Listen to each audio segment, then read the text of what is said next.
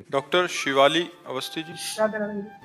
राधे राधे महाराज जी। महाराज जी, हम पति पत्नी भारतीय नौसेना में डॉक्टर हैं महाराज जी। महाराज जी, सब अच्छे से कार्य कर रहे हैं महाराज जी। महाराज जी, एक पूछना चाह रहे हैं कि हर बार गर्भ जब आता है तो गर्भपात हो जाता है महाराज जी, ठहर नहीं पाता, तो महाराज जी पूर्व जन्म के प्रारब्ध हैं या कोई कहता है भगवान की इच्छा है महाराज जी? नहीं, भगवान की इच्छा से पूरी सृष्टि रची गई है, केवल एक गर्भ की नहीं बात है। भगवान ने एक ही इच्छा केवल की है, एको हम बहुश्यामा, मैं एक बहुत रूपों में हो जाऊं। इसके बाद हमारी इच्छा लागू हो गई, वही हमारा पतन कराती है, वही हमें सुख देती है, वही हमें दुख देती है। अच्छे कर्म वाली इच्छा सुख देती है, बुरे कर्म वाली इच्छा दुख देती है। ये पूर्व का विधान है। जैसे मान लो आपका तो गर्भ स्रवित हो जाता है, गर्भ टिकता नहीं है, लेकिन गंगा मैया का तो गर्भ से प्रकट हुए बालकों को गंगा में फेंक देना पूर्व विधान। जानती हैं कि ये अष्टवसु हैं, इनमें सबको हमें मुक्त करना है, तो जहां पर प्रकट होते तो गंगा में फेंक देती जाके। 8वें वसु जो भीष्म जी के रूप में विराजमान है, उस समय महाराज शांतनु ने कहा तू कौन है? ऐसी मां तो मैंने सृष्टि में नहीं देखी जो अपने नवजात शिशु को जल की धारा में फेंक दे। तब उन्होंने कहा, हमने कहा था आप प्रश्न मत करना, लेकिन आपने प्रश्न किया तो मैं देवी गंगा हूं।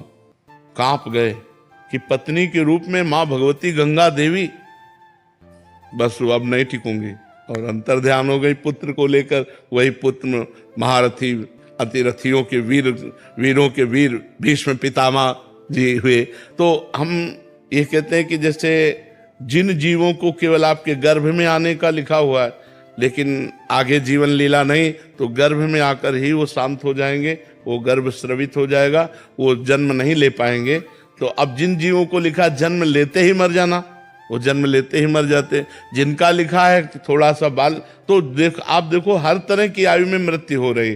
तो ये सब लिखा हुआ है, हमारे पूर्व कर्मों के अनुसार सब कुछ विधान है। जो जीव जितने मिनट का आएगा, जितने सेकंड का आएगा, उतने मिनट सेकंड टिक पाएगा।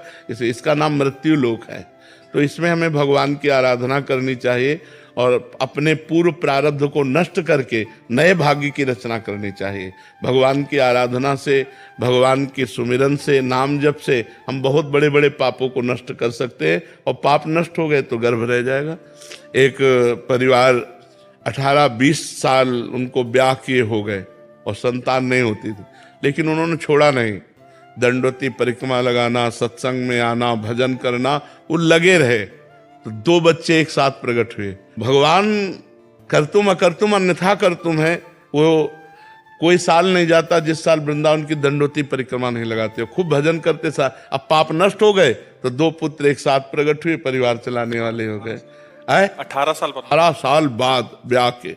तो हमें लगता है कि अगर हम भजन करें तो भगवान कृपा कर सकते हैं। वो कृपा कर दे, गर्भ रह जाए, बालक हो जाए, वंश चल जाए, उन्हीं की कृपा से है। तो खूब नाम जप करें, भगवत आराधना करें।